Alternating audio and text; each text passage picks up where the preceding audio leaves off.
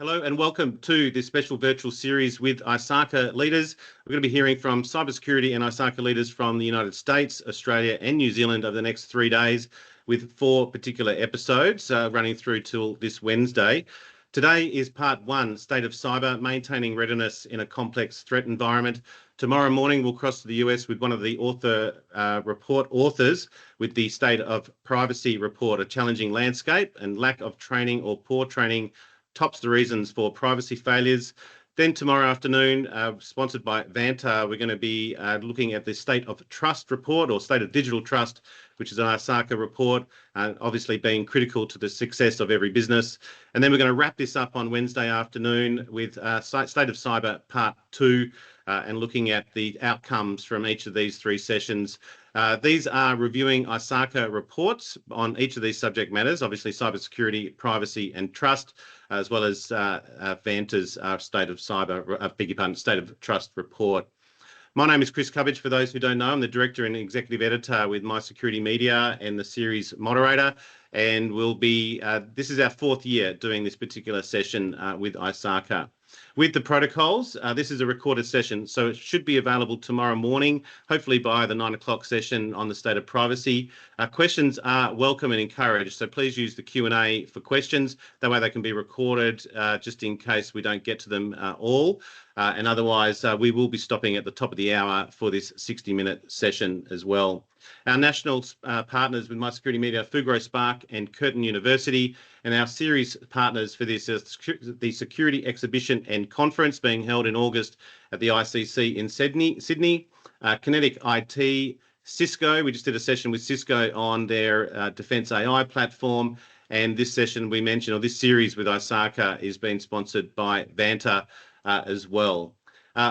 The purpose of this series, as I mentioned, is the 4 key reports from ISACA and Vanta. State of Cybersecurity 2024, which will come out later this year for 2025.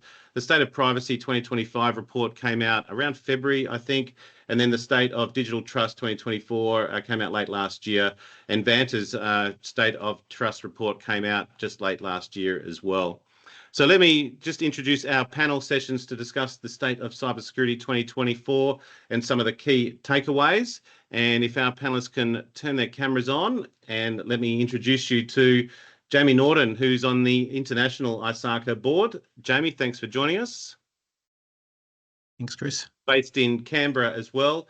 We've got Chirag Joshi, who is the Sydney chapter board member and must be a future president at some point if he sticks his hand up. Chirag, thanks for joining us. Great. Thank you. Thank you for having me, Chris. Great to be here. Wonderful. And crossing the ditch to Abby and Jason. Abby Zhang, the Vice President with the Auckland chapter and board member. Abby, thanks for joining us.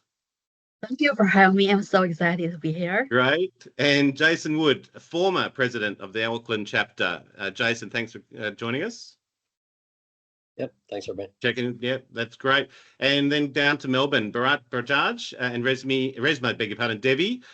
Both board members. Just bringing you on. Resma, thank you. Thank you for having me. And Bharat, there you are. Got it, Bharat. It comes up on my screen slightly different. I'll keep this up just for a little bit as we discuss, but my first question was going to be to all of you, do you read these reports, the value of these reports, and I suppose it gives you feedback as to your membership and what you're hearing from members. I think being on the boards, you have a bit more insight into what members are feeling and hearing and seeing. Jamie, just to you at the International Board, thanks again for your time. The value of these type of reports and any sort of early takeaways from you? Yeah, thanks, Chris. Yeah, I mean, these reports are critical for ISACA, I guess, to really get that pulse of what's happening in not just obviously Australia and our region, but globally as well. And so I think they also give us a bit of a sense. You know, we hear sort of at the grassroots level and at the chapter level, you know, a lot of the similar themes, and many of us will experience them in the workplace as well. But to have a statistically significant survey where we can actually see and feel what's actually happening is really critical. And I mean, for me, some of the key takeaways when I'm reading this, and it does resonate very much with what I'm also seeing in my day-to-day work, and even talking with various chapters and people across the globe, in fact, that the pressure on cybersecurity professionals is growing, and it's happening across all different levels and layers of the industry, and we're seeing that with 64% of professionals now that are saying that they're more stressed now than they were 5 years ago.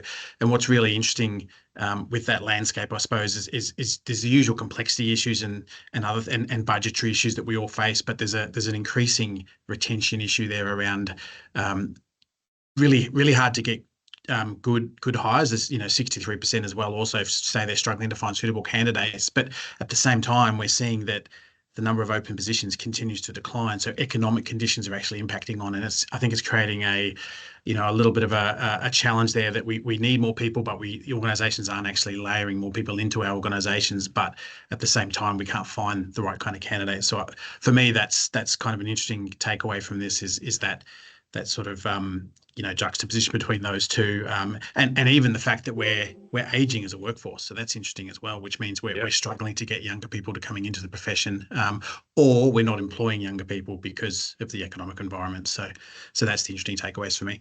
Thanks, Jamie. I'm going to come to Chirag.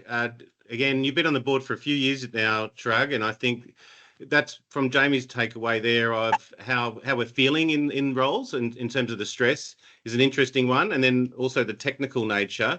Which one are you finding sort of takes on precedent with members? Is it how they're feeling and how stressed they are, or the technical side of their roles and sort of that professional development? What are you hearing? Yeah, no, thank you, Chris. Look, there are a few different things at play, and just for your audience, a big hello to everyone who's joined us or who will watch this later.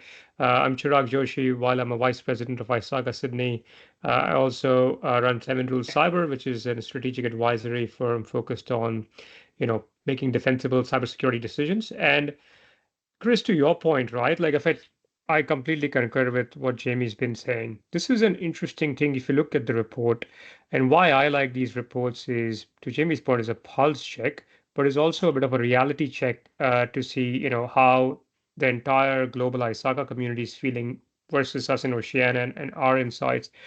And if you think about one of the key issues that we currently have is, obviously there is a big talk of skills shortage, but we also know that there is a fair number of people who are looking for work in cybersecurity and risk and are struggling to get those roles. So one thing in the report that stood out to me was, the emphasis on hands-on training and hands-on, skills versus reliance more so on university degrees and past recommendations from employers into hiring decisions. And this is a really important one, because our members, typically end up having our ISACA credentials, and I have a fair number of them myself, and I found them immensely valuable in my own career journey. But if you think about, the normal, feedback that we get is hard to find roles because, one is what skills employers are looking for, that readiness for those skills. I think that needs to be reflected in the training that is being offered in terms of the professional development activities that, that I'm seeing our chapter offer, for example, and that has changed dramatically. I think there is that increasing focus on that, job ready skills, where we are seeing so many of sessions around data governance, around AI in the practical sense, because I think that's where this is going. The other thing which I find, if you think about it from an education perspective, right? The economic pressures that Jamie laid out are absolutely the key. We are seeing shrinking budgets. The threat landscape hasn't changed. Nothing tells us in the incident landscape that something has materially changed, that suddenly we are seeing less threats. On the contrary, we are seeing more threats.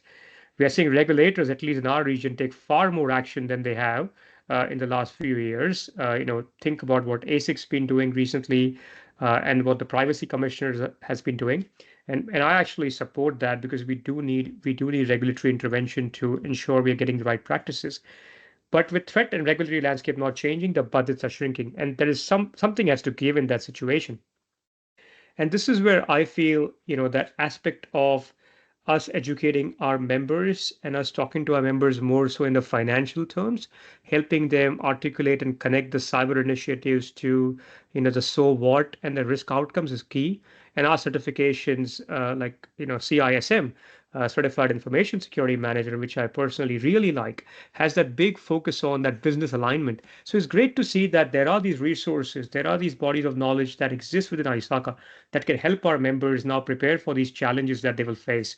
So I really think as we go further in this discussion, I do want to unpack some of these human aspects, but also where we need to evolve as being a body that supports our members. Very good, Chirag. I'm going to cross over to New Zealand, maybe to you, Jason.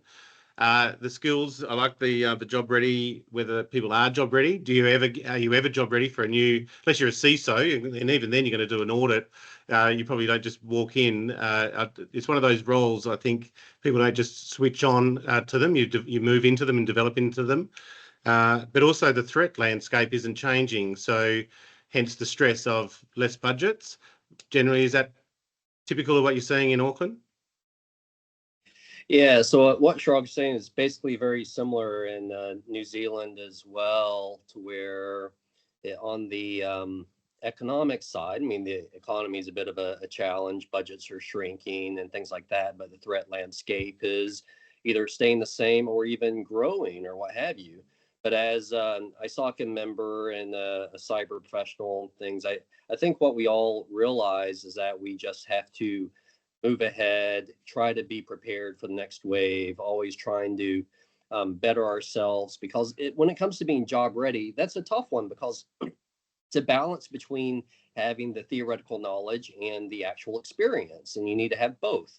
And I think it's great where a lot of people will get the theoretical experience through a lot of different avenues, certifications, academics, what have you.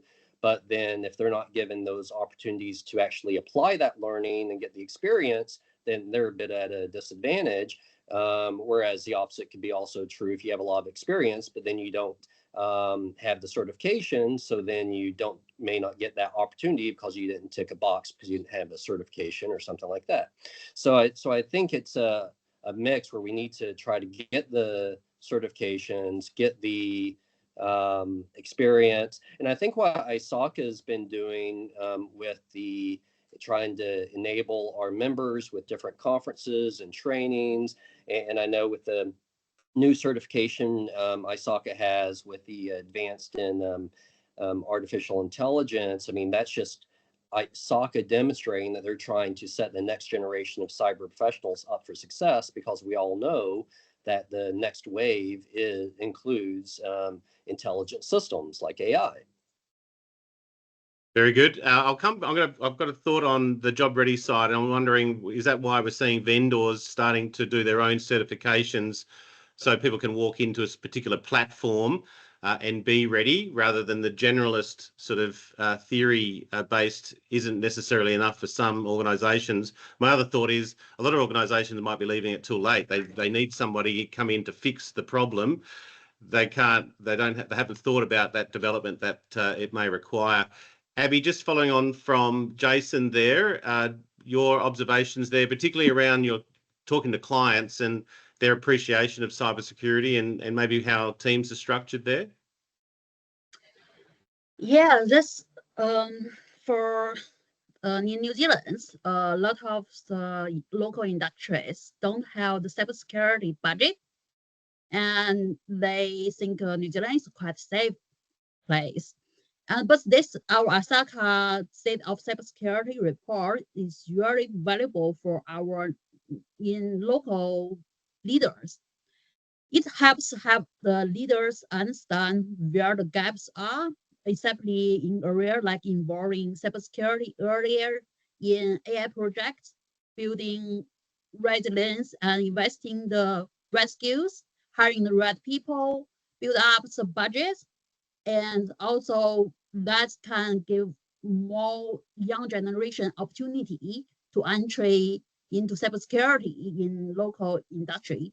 As vice president of ISACA Auckland, we build up some young generation workshops in Unitech to give the people hands-on opportunity on AI and cybersecurity. We partnership with some like practical platform.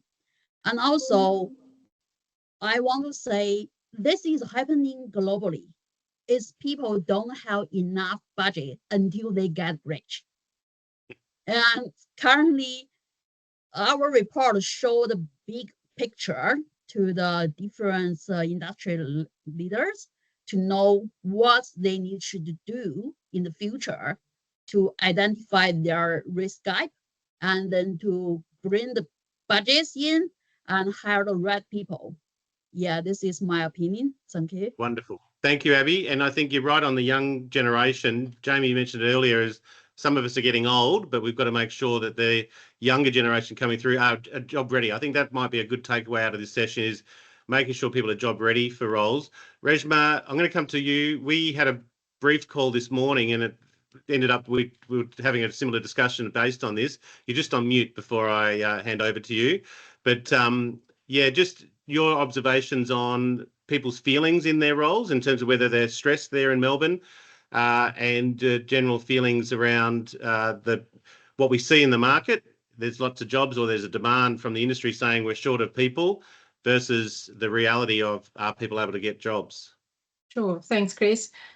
We do a lot of mentoring from our ISACA Melbourne chapter here with our members, and we do a lot of work with universities and things like that. So one thing I can say, there's a whole huge pipeline of talent coming out of universities. So there's thousands of students coming out of the universities, right? Obviously, they need experience. I get that. But, and this is my own personal, very strong opinion, and that there is a lot of cyber professionals out there. We just need more cyber jobs. And this all comes back to the conversation that we're having today. Either we don't have the budget, whether we don't have the right leadership support. All of these things comes back to that same conversation. So lots of cyber professionals out there. We just need more cyber jobs. So stop cutting the jobs in the cyber field. We need more people to protect our networks, our organization. So we need that. So that's my thought on when it comes to talent. And that obviously also puts stress on the current people that are in the job, and they do that. There's another impact of what happens when, especially the fresh ones that come from the universities, and they, we have specialized degree in cyber, etc. happening now, where, we used to do that. Let's go and do a degree in IT and things like that. We've got people who are coming out qualified into doing cybersecurity. Because they can't find the job, they're actually diversifying into other IT jobs and other places. And again, we're losing talent there. So that's what I'm trying to highlight over there. There's a few things that we've mentioned already here, but I do want to also mention that the other things that have come out of the report is another one is around the take of cyber insurance. So a lot of organizations have had increase on cyber insurance, which means, because there's a lot of breaches that are happening, which just means the requirements are going up, and that means more organizations are taking cyber insurance, which is a good thing, but also means that we now have a bigger checklist of things to meet before we get compliant to those insurance takes that are happening. Interesting part, there's one thing that Chirag mentioned around the regulators, and as a risk professional in this field, I can tell you that's a big gap, and especially if I speak for Australia. Now, you won't get much budget, if there's no compliance requirement around that, if the regulators are not strict about it. So they won't put budgets around really doing the right thing and focusing on what their strategy, their organizational strategy is, or their leadership targets are, rather than looking at what is the right thing. Example, Privacy Act and personal information and things like that. So I think those things have also come out in those fields. Someone did mention about the aging workforce. I don't know where I sit in that, but I do feel like 100 years old. And as young as well as the young people are coming in, we're also struggling with whether to move sideways or whether to move up. We're also struggling because new things are coming. AI is coming and everything. We can't just pause and stop today and say, okay, I'm just going to go to university, get study and come back, right? We have to learn on the job too. We've been doing it for years. That's what we've been doing. We're learning, and that's giving our experience and our certifications and other things that we've been doing. But it's the same struggle for the young people, same struggle for the people that are in the field. And and it's the same problem for the aging workforce. I think it should make everyone feel more comfortable, Reshma, knowing that we're all in the same boat given this stake. Bharat, appreciate your patience there, being the last one. It's easier when it's a large panel too. But yeah, either over to you in terms of anything that you want to pick up from there. But there's a lot. My last one there from Reshma is the risk and the talent and the jobs. There's a correlation there between people feeling more stressed because the threat landscape is not changing or getting worse, but the budgets are being cut or tightened, so they expect to do more with less. I imagine that's I call it people with a real job. I imagine that's quite a stressful situation to be. But Bharat, maybe your observations there from Melbourne? No, 100%. So I agree with everything that's been said so far. I'm just going to touch upon the report itself. I guess your first question was how you're finding this report and what's the value it's bringing. So I guess one thing I have been very proud being an ISACA member for a long, long time is every time they pull out those kind of statistics, research paper, or any general investigation, I guess I usually find them very, very valuable. Something I can not only use in industry, but in my personal role as well, in the workplaces I have worked in, whether it's a methodology document, whether it's stats, this is eye-opening reports.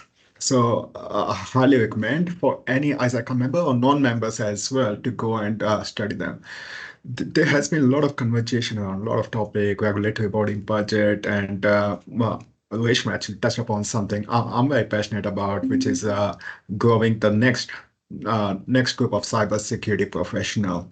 And when I was reading this report as well, it actually talks about what kind of roles that are open in the industry. And the top two stats in there was around for a beginner, for an entry-level role, they are looking for technical people, cybersecurity technical people, despite having someone with a lot of experience.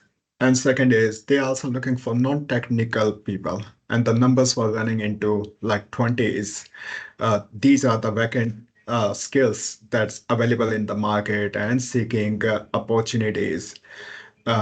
This was kind of eye-opening, especially in the Australian market where you do kind of have capacity. You do kind of have a lot of out-of-school graduates sitting out there with a little experience. However, either it's a limited market or in some places government policies as well, just preventing them to find a role locally. Okay. So last week, actually, I happened to attend another conference in Sydney as well, where the same kind of conversation were happening. How can we influence government to open up its policies so we can use the capability which is sitting on shore rather than continuously looking overseas for the right skill set level? Big question to ask and resolve as well, and kind of beyond my pay grade. But yeah, it will be interesting to see where it goes. Well, I think the international flavour of cyber, that those roles can come from anywhere. It may come even down to the language. Look, I think we've covered nicely on the sort of the jobs and the roles and the sort of the challenges there. I might just flip it given the time and welcome questions from the audience as well. If you want it to go in a particular direction, if we can relate it back to the report, that'd be great. But I just want to touch on AI, and we talked about the young generation and age. So I think either way, we'd all be looking at AI in some regards, both the opportunity and also the risk that it has and how our roles will change. Some are happening much faster than others. But again, it's the autonomy and the autonomous systems as well as AI, agent AI and the like are all impacting it. Maybe if we can run through, maybe to Jamie at the board level of ISACA, and I don't know if and again, I didn't check this, I don't know if they do a state of AI report, but I imagine it might be on the card somewhere. What is at the ISACA level looking at AI? I know that they're starting to do some courses and the like, but really the upskill level, how much is the gap? Have you done any sort of work there at that board level to go, okay, how are we going to address this at an international level? Yeah, absolutely. It is definitely one of our focus areas, and we've had quite a number of discussions at a board level, both in terms of what ISACA needs to be doing in terms of certifications and training, education and tools, and as we're already seeing, there's some fundamentals and certifications that we're looking at as well, and other materials just to assist on how to look at the governance side of AI, mainly the governance and the managing the risks of implementing AI. So I think that's a big focus for us. We're also looking at it from ISACA's, I suppose, corporate perspective. So the innovation committees are very focused on how we can actually sort of drink our own champagne in a way, and we're actually adopting those same practices and really driving more AI uptake in the day-to-day, parts of what ISACA is doing as well. So, we're not yet there, and we're a long way away from having an AI, contributing exam questions, but there's a QA piece there which I think needs to be looked at so a significant path of time for that, but definitely in some of the other aspects of our day-to-day we're looking at it as well. So it is a big focus of the board, and you're right, the industry's definitely heading in that direction, and whilst AI on the cyber side, the ops side and threat management is still, I feel it's still quite in its infancy, even though almost every vendor has it, and it's definitely a call to action or a go-to-market strategy for most vendors. I still think we're only just tipping the iceberg at the tip of the iceberg on terms of cyber capabilities, but we're seeing a lot more AI in most organizations now, whether that be ChatGPT or some other form of broad AI, even agentic AI we're seeing as well. So I think organizations are embracing it, and so we need good frameworks, good policy to wrap around that, and that's where ISACA sort of sits at the heart. Nice. I don't have the links, but I put it in the chat there. There was an EU AI Act white paper, and these are from ISACA's. And then there's an examining authentication in the deepfake era. So if I think you can Google those or go to the platform, you'll be able to access them. I suppose from what Jamie's just saying, I've seen ISACA as kind of a key opportunity in an AI context, particularly around the auditing role. I'll just open it up to the panel. Is how strong should ISACA be within the AI domain, either from the auditing and the controls viewpoint? I take it this is a key opportunity for ISACA members, maybe to Chirag? Yeah, look, absolutely. And so ISACA is already playing a role. So think of our genesis, right, of what we started off as an organization now, nearly 60 years back, and it was in that audit space. Technology's changed a lot since. AI is one more revolution, but the desire for assurance, for audits, for responsible use will not change, and I think that's the role of ISACA. So that role has to persist. And there is actually, I would encourage people to look at it. We have ISACA has issued AI audit guidelines, and there are some toolkits out there that people can leverage, along with a fair number of white papers that have been released. And at every level, and this is very interesting, right? For every geographic location, for a region, the use of AI, the adoption of AI, the focus on AI is different. In our region in Oceania, we are looking at it from a standpoint of, I don't see as many models being developed in our region, right? So our focus has been on the governance side, on the adoption side, and leveraging it for whatever purpose we want, either business growth, operations, security. So in that context, if you think about the role, and I'll talk specifically about what ISACA Sydney is doing, and I'm really proud to lead this, is we've established 2 special interest groups dedicated to focusing on 2 aspects of AI. One of them is secure design of AI, and the second one is secure governance and adoption of AI. And you have a group of experts from within the community who are trying to leverage every publicly available resource out there, including ISACA, including the EU Act, including ISO, and coming up with our own version of what it takes practically to solve these problems. And I think this is the kind of innovation that we need to encourage at the grassroots level, because the challenge is going to be quite localized. It's not, like agentic AI is definitely a big point of conversation. The reality is, very simply put, we've struggled historically with managing bots, and a lot of agentic AI behavior can essentially be similar to what a bot behavior looks like. And I think these are some really tangible issues that we need to unpack at our security level to enable our businesses, and which is why we'll need to think about our knee-jerk reactions to banning or prohibiting or stopping usage of certain AI applications, to actually think about it more, more strategically, because I do find ourselves reacting in a very knee-jerk fashion to things popping up, and we can't play a whack-a-mole with individual applications because they are changing at an amazingly fast pace. So I think that's how we can add value, be localized, emphasize education, but provide that thought leadership. Nice. Bharat and Reshma, maybe to the Melbourne chapter, are you doing anything locally like that on the AI side? Any working groups in particular that's looking at this for the chapter? Go Bharat if you're there. Oh, go Reshma.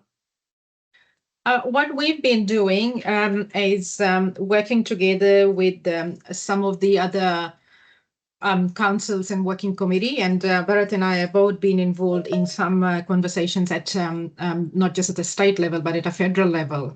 We both from the AI space are very strong about getting our data and AI regulated in Australia. And again, this is a very, very big gap in Australia, and the more stricter guardrails that we have around this would be good. So I mean, Australia has the 10 guardrails that it talks about, that we have.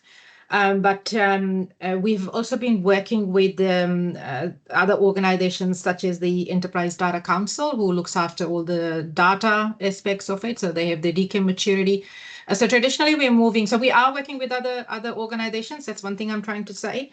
But we're also moving away from that aspect of where we needed security to come in an organization and protect the infrastructure and the data it has. Now we've understood our data, and now we need to understand that data that goes into our AI, right? And now we've gone from AI to Gen AI to agentic AI, and we just moving more and more deeper into that.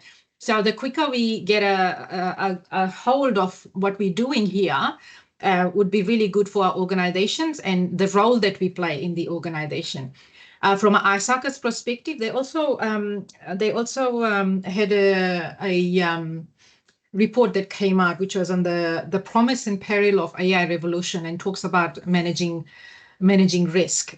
That's also available in their resources. So they talk a little bit deeper about how these new types of risks that are coming, but also new types of breaches that is coming through our AI, and things like the attacks, the AI-driven social engineering and deepfakes, and the AI-related phishing campaigns and things like that. Now even talking about business email compromise that's coming from AI-generated phishing campaigns and things like that. So it's becoming more challenging as we're going along. So we need to get hold of this. And we, from our chapter perspective, have been partnering with these organizations and others who are niche in their space, but at the same time, the collaboration and working together, we can then have a stronger voice to then go at a state or a federal level and to talk about why we need this sort of regulatory compliances and regulations that we need, and we need it sooner than quick, and we don't have to wait for the Europe one or others to flow to us, because Australia is a very big place, and the organizations we work in, and we're not just in Australia, we do business with the rest of the world, and we really need to start thinking about that. It is amazing. We're still kind of driven somewhat to the EU, who seems to be out there first, and for some reason, I don't know. But Bharat, maybe anything to add there from the Melbourne chapter in that regard? Yeah, just a couple of things. So I'm a certification director at local Melbourne chapter, and people usually reach out to me with their training requirement, how they want to do it. And ISACA last year introduced their own AI course, and this year they are introducing the AI audit examination. So lately there has been a lot of demand from the people. Okay, we work in the industry, but we would like to learn more. What is ISACA actually doing? And those resources available up there, those examination that's coming in there, which gonna certify people on the AI audit or AI technician, gonna be super helpful. So I guess the point I'm trying to make is we've been actually putting a lot of people on that pathway already, using that ISACA journals, ISACA resources to get ahead in the journey as well. Mind you, I've been big advocate of ISACA certification to start with, not only because they are a piece of paper, but just to get that certification, you need to demonstrate your knowledge of subject matter. You need to demonstrate the experience in that industry. You don't just get the piece of paper based on examination pass, right? They actually do mean something. They actually hold a lot of value in the industry. So, and it's good to see ISACA is not the first, but one of the first organization who are actually making those certification, and it's going to help absolutely everyone in the industry. Well, what's important, before we hear from Auckland, but it's important that it's happening at the chapter level, a local chapter level, even independently, but then also being driven at that international level from the board as it's structured. Jason, Yes. Abby, maybe to Jason in terms of AI courses from the members and the like, and the uptake, general interest there. Yeah, no. So ISACA Auckland's been promoting AI quite a bit, and Abby is our VP and events person. We've had a lot of different AI events, and we have one tonight too. And I won't steal her thunder; she can tell you about that stuff. But at the end of the day, it's like what we're seeing is that our members are hungry to learn more, and they know that ISACA has the AI audit credential coming out, where both Abby and I were expert reviewers of the manual, and I'm in the beta taking the test in about 2 weeks, so I'm still studying my rear off. But at the end of the day, I think what we're all realizing is if we take a step back, and as it was being said earlier, AI and all the deeper components of it, down from machine learning, deep learning, et cetera, it's all just a quote unquote another technology that we're all trying to get ourselves across. What's interesting about this one is you almost have to cross skill to where if you're more of a risk and compliance person, but you have a little technology, you might need to go a little deeper. And actually what I'm doing right now is I've been learning how to code in Python, and I've been building agents and stuff like that. But the reason I'm doing that is a lot of my clients in my professional capacity are coming to me asking for AI assurance services now. So I'm going, well, geez, if I have to build trust and confidence in what they're doing to their clients, I can't know the stuff superficially. Yeah. So I really have to go deeper, right? So so that's kind of what I think all of our members are going to have to do is if they want to go in this AI space. A lot of people, you can go into just AI governance and be very high level. Well, that's great. But if you want to go even deeper and be able to say, wow, can I actually understand what this model is doing? Or how do I know that it's behaving and it's not hallucinating and all this other stuff? Then you have to have a little deeper knowledge. And I think that will create opportunity for a lot of our members, because we'll have members across the board who want to play in different aspects of that AI lifecycle. And it's just going to be a bright future for all of us. Absolutely. And I think you've touched on a few things. Just for those that have asked some questions, we will come to you next, but we'll finish off here with Abby. And Abby, you've got an event on tonight. So fantastic. Maybe brief us on that and I'll book my flight. Thank you very much. As you know, it's like AI is going very fast, and in our ISACA report shows many companies are using AI, but near half of them don't include their cybersecurity team when building or using AI system. This creates big risk, and because security isn't being concerned in early stage, and in New Zealand, nearly 60 of business experienced at least one cyber attack last year, and with email phishing attack, 43% of them. Many local business, 28% now seeing AI-driven cyber attack as one concern, like deep fake or maybe AI-driven malware as a service, maybe AI phishing attack. This is happens in current stage. And as ISACA member, I'm so proud of, because ISACA is helping the members build up their AI credential and AI knowledge. ISACA has will launch AI auditing certificate and AI security certificate as a AI auditing and AI security manual reviewer.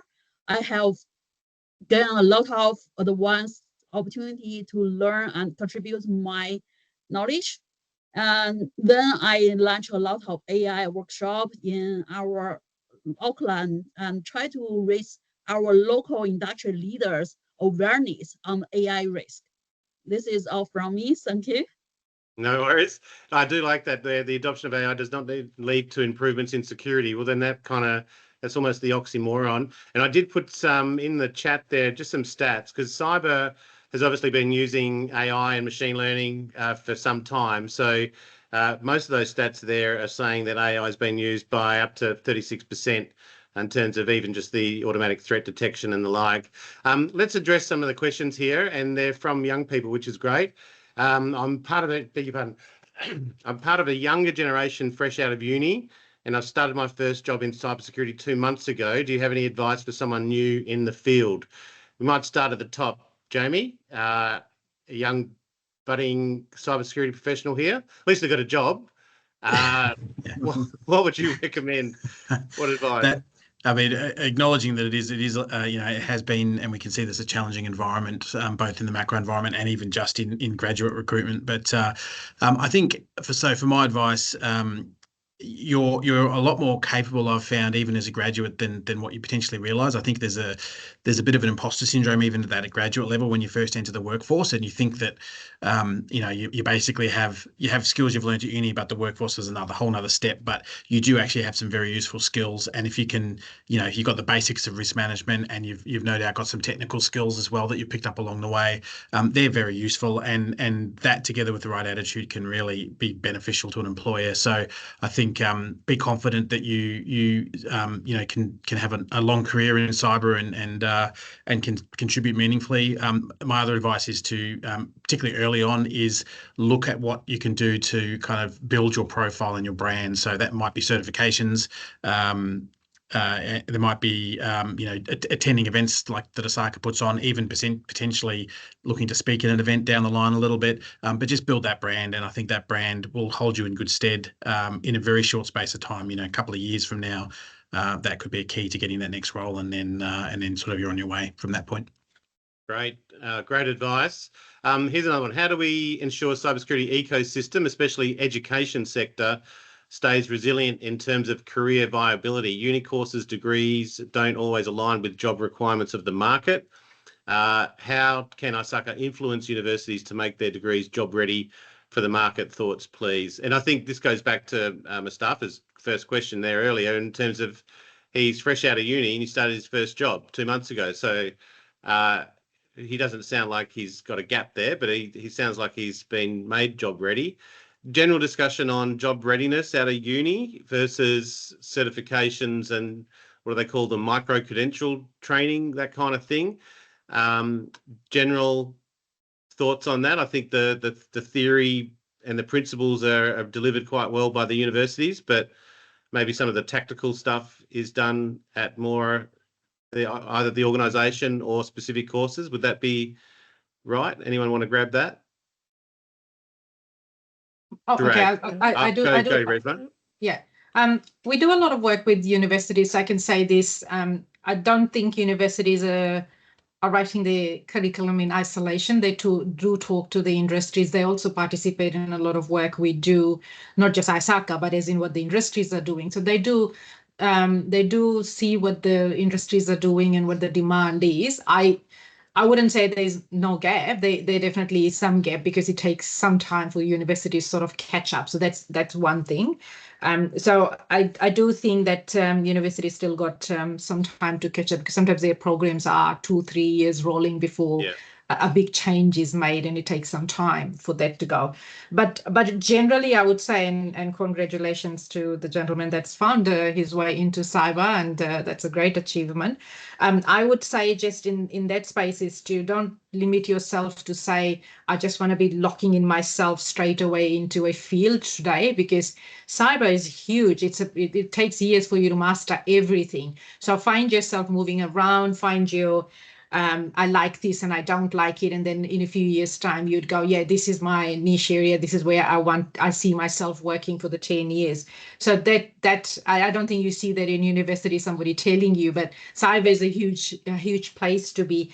And you can learn so much things. And the other thing I would just say is for the young people or who are very early in their career is ask all sorts of questions, because there's so much to learn. And I think it's easier for people when they're younger to ask all these questions, because, you're learning and there's so much you can still learn from the industry and some, the SMEs that are already in the industry. So ask all sorts of questions. Don't lock in yourself with, I'm just the technical or not the technical.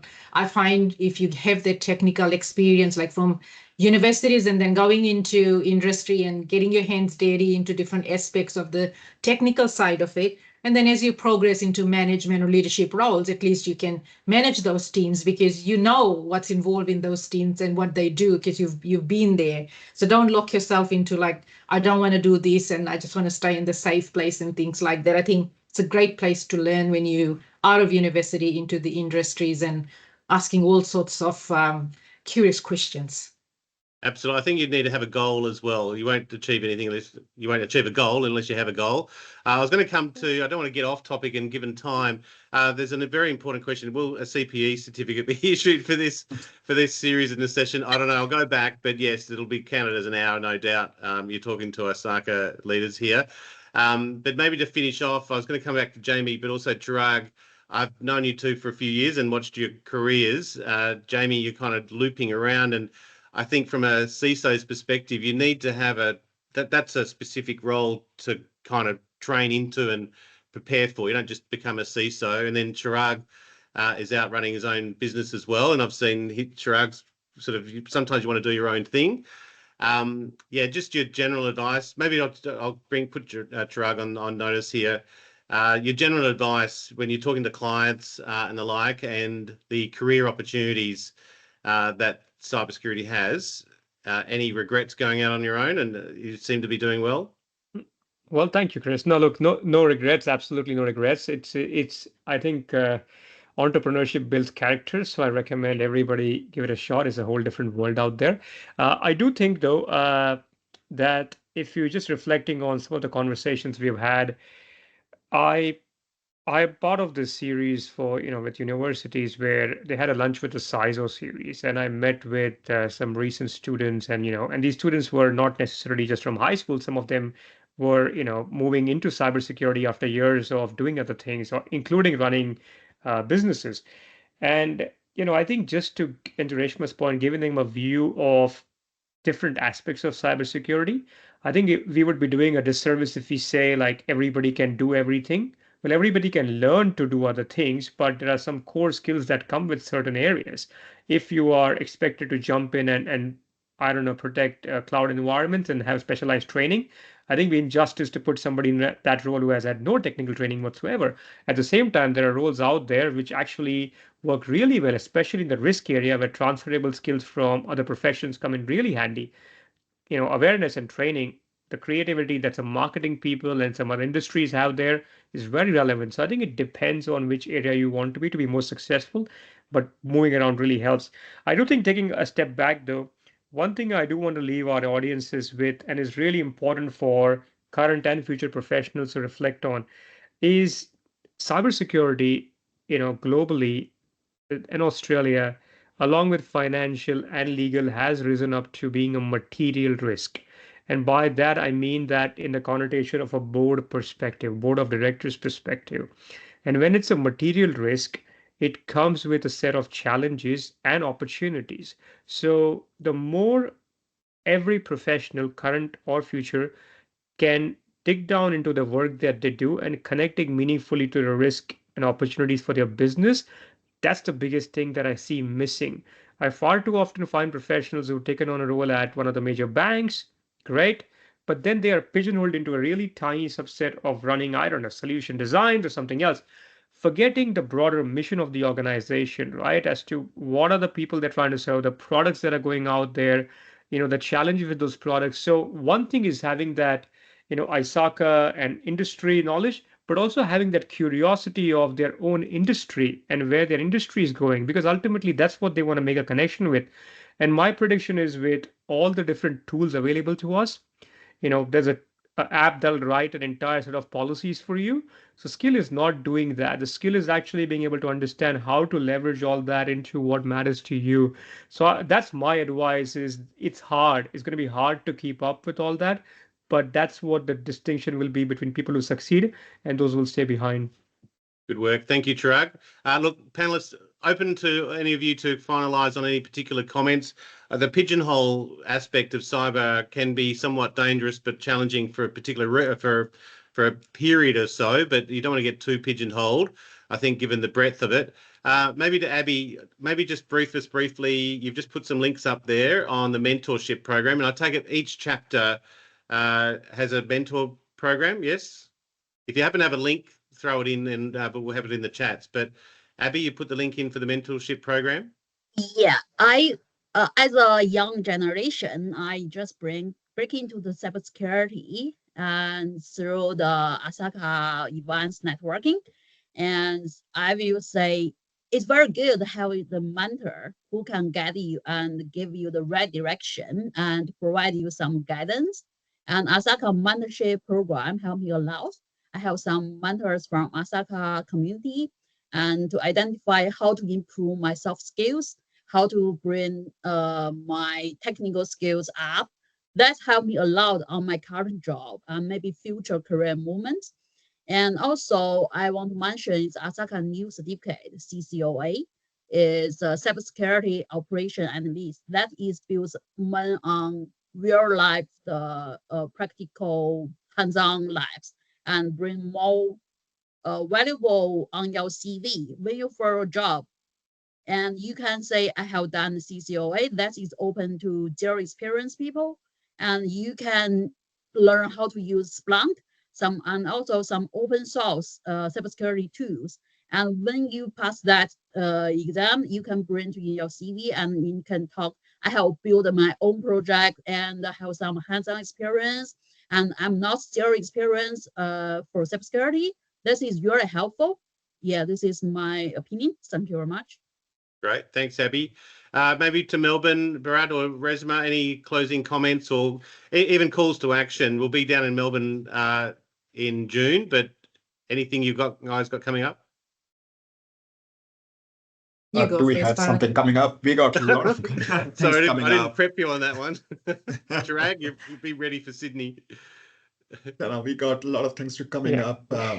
We got training session running right now. We got AGM. We got a lot of other marketing professional development activity coming up. But going back to previous discussion as well, I just wanted to also said positioning yourself in the industry after school.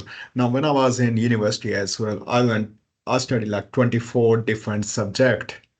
And when I eventually found my first role, that was like applying one of those subjects, initially technical subject, and then learn a lot around that area. I did not become subject matter expert learning, going to the university, right? So learning is kind of a lifelong journey.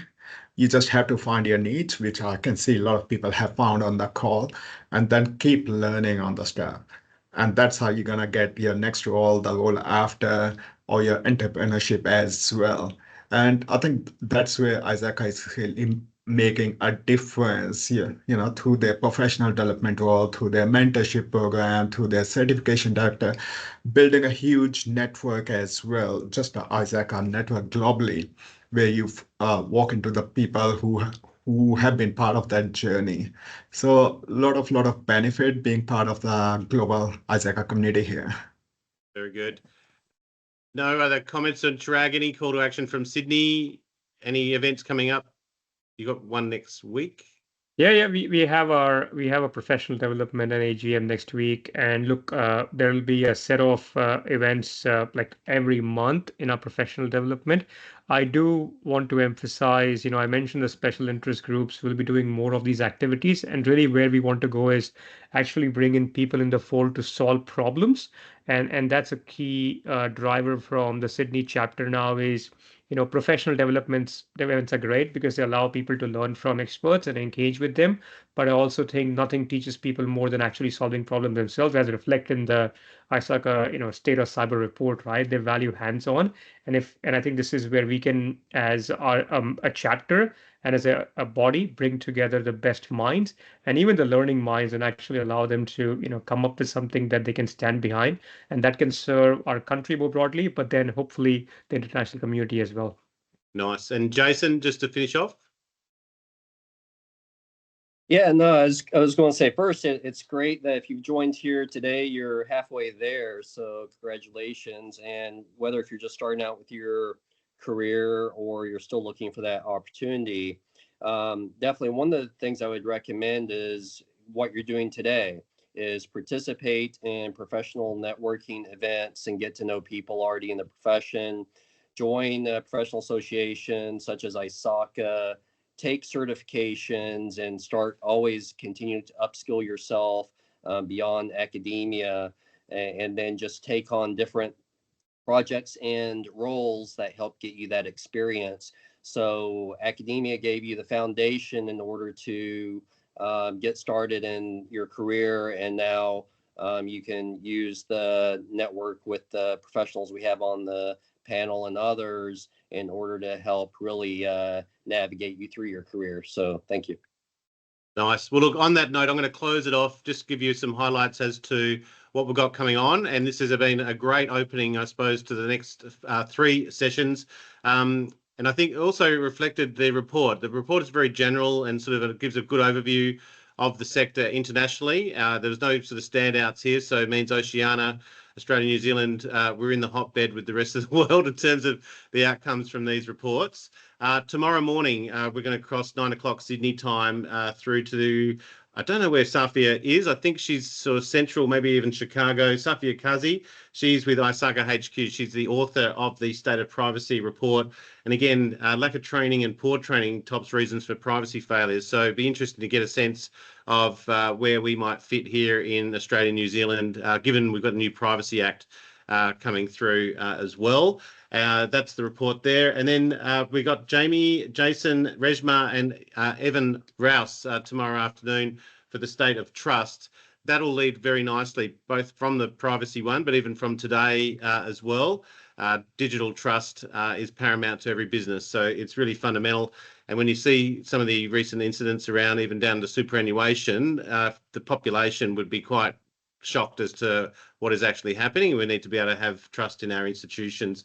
So that'll be a good one. That's tomorrow at 1 p.m. Sydney time. And we'll also have a look at the State of Trust report with Vanta and also State of Digital Trust.